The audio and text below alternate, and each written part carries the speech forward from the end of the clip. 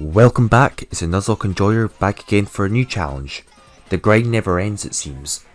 I decided to give Monotype Nuzlockes another go as I wasn't really satisfied with the production qualities of the last one that I did, and I wanted to do an obscure type that's never been done before in a game. Now I've decided to do it in Pokemon Sapphire as that's a very convenient game to do it in, and ask myself, what types haven't been done before? Well, there's barely any that haven't been done yet on YouTube for the Hoenn region. I mean, almost every available type for Gym 1 is done, with the sole exception being Fire type, which is almost virtually impossible unless you get the most absurd RNG ever. Then there's types that just aren't available until late game, like Dragon or Steel type. And though Steel type is available pre-brawly, good luck making any progress with that. This leaves only one type, the one missing piece of the puzzle. The last viable type in Hoenn that nobody has made a video on, and that is Poison. With a decent variety available, the early game can be pretty horrific, but after the first gym it becomes much better, and after Gym 5 it becomes pretty easy actually.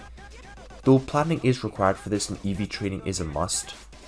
Oh, and by the way, before anyone says so, I know that Sylph Spectre actually did make this video, but I started making this video first. So I started making this video while I was abroad about 3 weeks ago, and I couldn't upload it there because I didn't have any internet. Then when I came back from holiday, I saw that someone actually already made a video on this, which is pretty unfortunate because someone else uploaded it first. Though I will say, you might still want to watch this video. I did objectively do better in this run than he did in his own run. I'm not going to spoil anything. Also, he abused the hell out of setup strategies while I do not. Because I specifically ban setup because I think it can be really broken. But anyways, back to the video. In the early game, you only have Nuzlockes to rely on. So good god, reset for a perfect one with a plus defense nature and save state it. After Roxanne, you do get Zubat, which is a very reliable Nuzlocke Pokemon, and you get Tentacool, one of the most important ones for the whole run. After Gym 3, there are many options like Roselia, which is incredible in a few niche scenarios with Leech Seed Stall, which is a really broken move in single player. Swalot has some interesting cheese gimmicks like Yawn and Encore, and Vileplume has very solid stats and good status moves. Seviper is very mediocre, but does have the best coverage. Then Weezing and Muck are usable for sure. However, one huge problem arises in this Nuzlocke, and that is how several of these mons are on limited conflicting routes, making some of them flat out unobtainable during your run. For example, Coughing and Grimer are both available only in that tunnel, so you only get one of them and you can never get the other one on that run. Also, Roselia and Gulpin are both only obtainable on one specific route each, but the thing is that Oddish is also obtainable on both of these routes, along with also being available later on, meaning you have a very high chance of skipping either Roselia or Gulpin if you got Oddish on one of those two routes. You just cannot get that mon permanently in your run, so you're basically down one already. If you get Oddish on a Roselia route, guess what? There goes your Roselia for the whole run, along with most of the probability of you actually beating Watson. You might as well just reset there, to be honest, if you don't get Roselia. The biggest issue is early game. Also, a side note, I am still uploading my Little Cup lock. That'll be next. If you want to see a crazy Nuzlocke, you won't want to miss that. It's exactly what it sounds like. Nuzlocking Pokemon Leaf Green with only Little Cup mons. Good lord, but there's some cheese strats, like Sweeping Blaine with a level 40 Almanite. What? Or dunking on Sabrina with a Drowsy. That'll be funny. Back to this run. Let's get it started. So, starter doesn't matter at all, but Mudkip is best because you can deal with easy Trico, get Wurmple, and make sure that 1, it can evolve into Cascoon, and 2, is a very upper percentile Nuzlocke. I spent about an hour resetting for a near perfect Wurmple, but good god, it was worth it. Bold Nature with an average of 24 HP in both defenses is just incredible. Save state this, so whatever happens you always have this to fall back on. With Nuzlocke, Nothing until Roxanne will even remotely threat you, so just prepare for Gym 1. But this is the hardest fight of the game right here. Even with a literal perfect 31 max IV stat Nuzlockes, this is still very RNG reliant, to say the least. I wiped so many times here. I just could not win by any conventional means. Rock Tomb just did too much damage and Confusion did too little. I had no choice but to EV train, but even with about 100 HP EVs in some defense, the odds were still extremely against me. I lost so many times. I had no choice but to EV train my Wurmple to a decent extent. Then I had to save state after doing that at the start of the game, as otherwise I would literally still be probably attempting this Nuzlocke to this day. At best, even with the most perfect Nuzlockes with absolute max EVs, you still need the multiple RNG to go your way. You need to dodge several Rock Tomb crits, Confusion needs to confuse, along with having great stats and EV training. And even then, after save stating this took many attempts. Harden is good in the fight, but Jaded will still beat you if it doesn't miss. So you could only set up if it's confused or if you use a potion. There's only a 5% chance of confusing with Confusion and getting the hit in Confusion. And if you're not healthy for Nose Pass, then you're almost always screwed. That takes many hits. Eventually I finally managed to win. I didn't expect to win in this particular attempt, as I almost lost to Geodude and couldn't set up, but the most insane luck occurred on Nose Pass. It uses Harden instead of like attacking. Confused turn 1, it hits itself a few times, then it misses. Oh my god. I'm so relieved to be done with that. I know some people will be salty that I had to save state my EVs, but you try this and see how well it goes for you. Also, real talk, I know for a fact, I will absolutely put money in this, that many of the other YouTubers who do these Monotype Nuzlockes do the exact same kind of stuff as well, with save stating and shit like that. So, you know, at least I'm being real with you. I'm telling you how the fuck it is. I'm not going to lie about it. But after that, congratulations, things get astronomically easier now. Get Tentacool and Zubat, both for impish nature actually. Tentacool is invaluable and almost run defining. Water types are universally the best in Gen 3, and water resist along with speedy ice coverage is what makes the Elite Four doable. Thankfully, Brawly is pretty easy. Nuzlockes use Confusion and you win. You literally cannot lose here unless you're like the worst Pokemon player ever, or you misplay. Moving on, these next encounters are pretty run defining. No Roselia means most likely no run, and thankfully I get Oddish, which means I can get Roselia in the next route. But then I realised that I can't get Gulpin at all in this run. Oh well, it's probably worth it though for the early game. Optimal pattern is to get Gulpin at the bridge, then Roselia right before Watson, so you can get the guaranteed Oddish later on. You'll still have all three, but it's a bit unfortunate. The rival battle is laughable. Nummel's a bit pesky, but you have to literally try to lose in this battle. The Wally Battle though, man, that is built different. In case you didn't know, Wally has Ralts, and Ralts is a Psychic type, and Poison is hit super effectively by Psychic types, meaning we take double damage. Not good. This might be really tough. Oh, maybe not.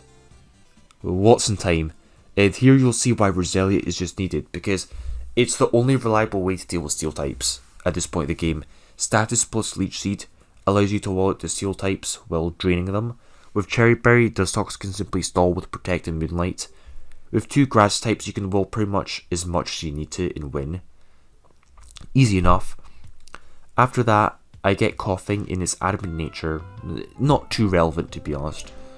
Nice physical wall, but not that necessary, though it can be quite useful later on. Though Levitate does sound amazing on the Poison type, trust me, ground types were never an issue at all in this run. Whatever. Then the final Poison type I get in this whole run is Seviper. This is definitely the most sackable one.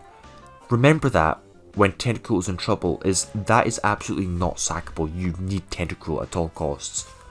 Archie is usually okay though, EV training will go a long way here. Leech Seed is great for my Chena as that thing is annoying. Crobat beats Golbat, and Roselia impressively was able to take a crit and beat Sharpedo. Great. Lel, I almost lost Tentacle here as I misclicked and I took a magnitude crit. Flannery is next and she is tricky. Hard to do without sacking. Tentacle will need some EVs to one-shot the Slugmas. Then I had to risk a crit on Torkoal.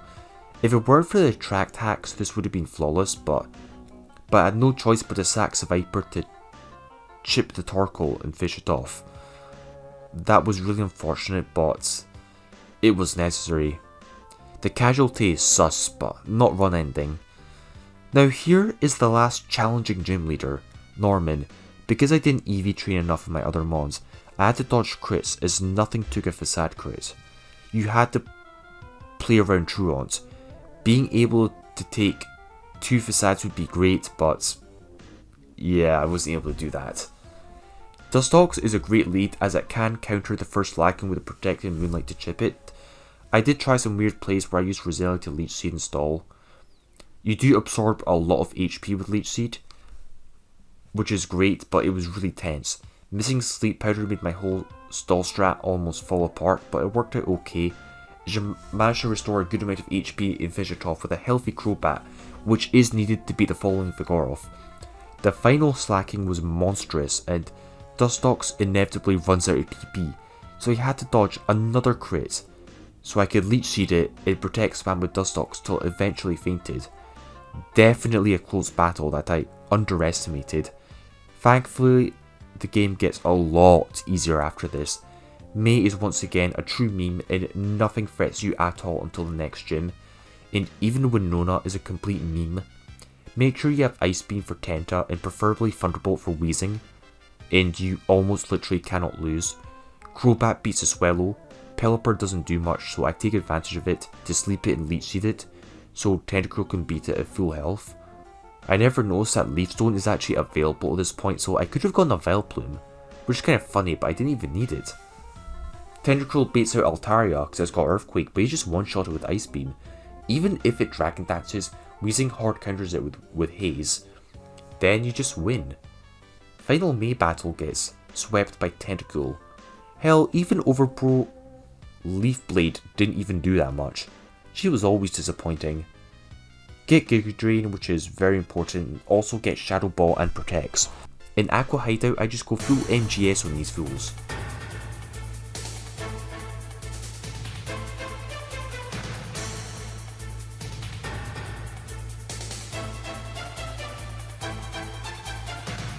Get Vileplume now, and the team is complete.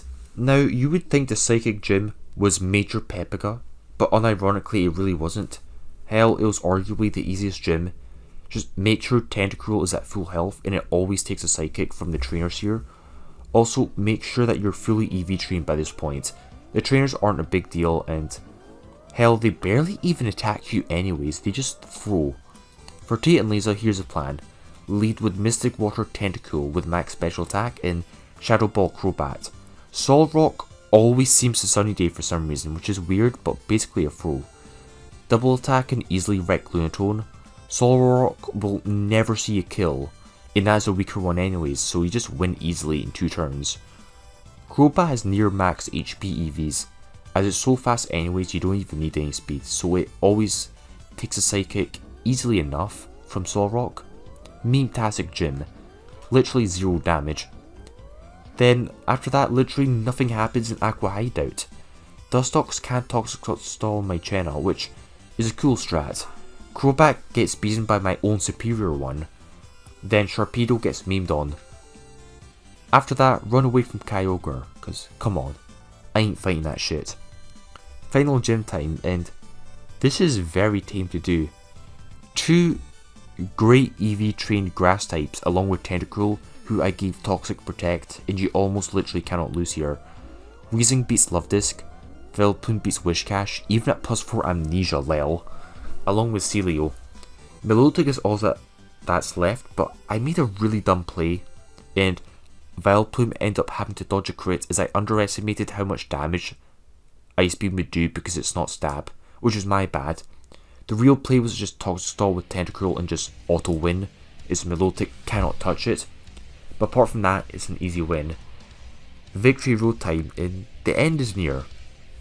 I could just level cap now, but I stay at level 50 for now.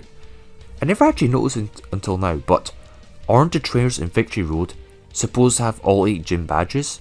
Well, in that case, how the hell did this trainer here beat Wallace with nothing but a level 43 Sandslash and Ninetales? They must be a pro Nuzlocker.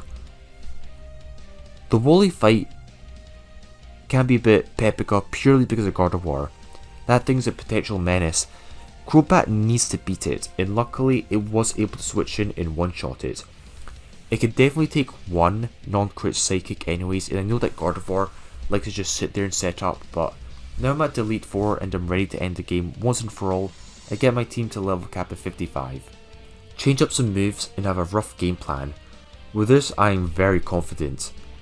This is apparent as how easily I dispose of Sydney, which is to be expected. Nothing to see here is a complete bloodbath.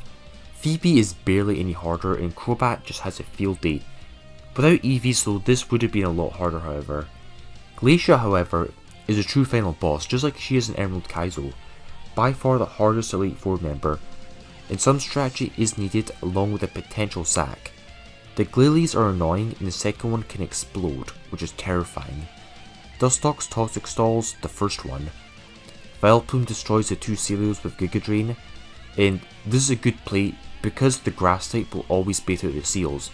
As AI always prioritizes worst defensive typing, this allows you to bait the final Glalie last, and that final Glalie has Explosion on it, but because it's the final mon to come out, the AI will never explode if it's the last Pokemon in the party.